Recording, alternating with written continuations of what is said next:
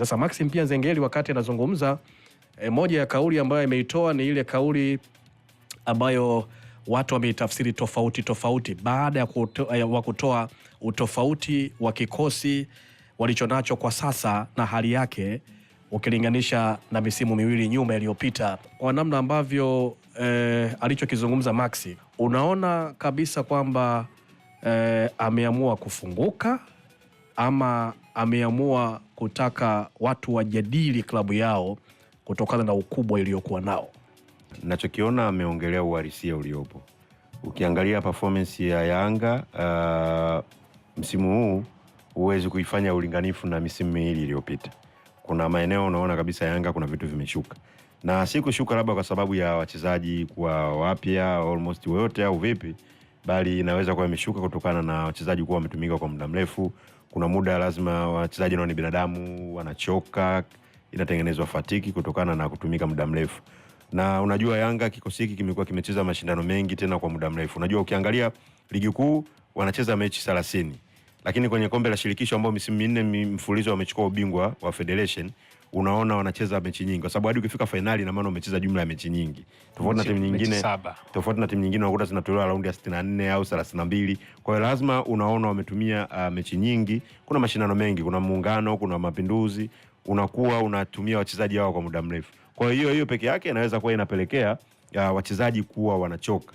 Kuchoka kumaanishi kwamba kiwango kimeshuka kwa sababu ya performance inashuka kutokana na uchovu. Kuna muda unaona unavyotumika sana kiwango kinaweza kikashuka. Kwa hiyo Max ameongea kutokana na uhalisia ambao unaona kwa Yanga kidogo sasa hivi ukiona uwanjani imeshuka kiwango. Na si kushuka kiwango labda kutokana na nini. Kinashuka kiwango kutokana na muendelezo wa mashindano mengi, wachezaji wanatumika, kuna muda wanahitaji mapumziko.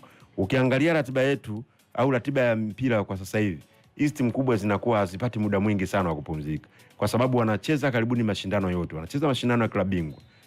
Tena siku hizi tunacheza hadi kwenye hatua kubwa. Maana zamani ilikuwa tunacheza hatua za mtoano huko tunatolewa au raundi za awali tunatolewa. Lakini sasa hivi unakuta timu yetu ikifeli labda robo finali, ukitoa msimu huu ambazo zimeishia hatua makundi. Kwa hiyo unakuta unapata idadi kubwa ya mechi za kimashindano. Unatumika wachezaji wao kwenye timu za taifa, wanatumika kwenye mashindano ya ligi kuu, wanatumika kwenye mashindano ya Federation, wanatumika kwenye mashindano ya Muungano pamoja na Mapinduzi na baadhi ya mechi za kimataifa za kirafiki.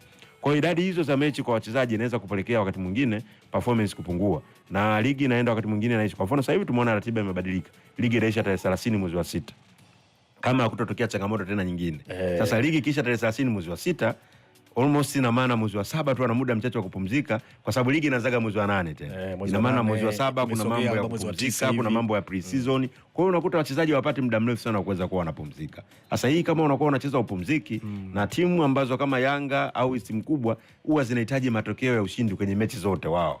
Kwa hiyo kama unahitaji matokeo ya ushindi kwenye mechi zote, ina maana wachezaji hao utalazimika kuwatumia.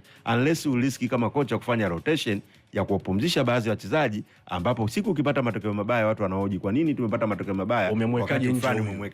Kwa hiyo unakuta makocha wakati mwingine wanalazimika kujilipua kuwatumia wachezaji wao kwenye mechi zote kwa muda mrefu ili mradi kuweza kupata matokeo kwa sababu moja ya majukumu ya malengo ya timu ni kuhakikisha wanachukua ubingwa katika kila mashindano wanayocheza. Sasa hiyo inapelekea wachezaji kuwa wanacheza idadi ya mechi nyingi sana ambazo zinapelekea muda mwingine kuweza kuwa wanachoka. Sawa. FM kutoka Tabata, Dar es Salaam, Tanzania.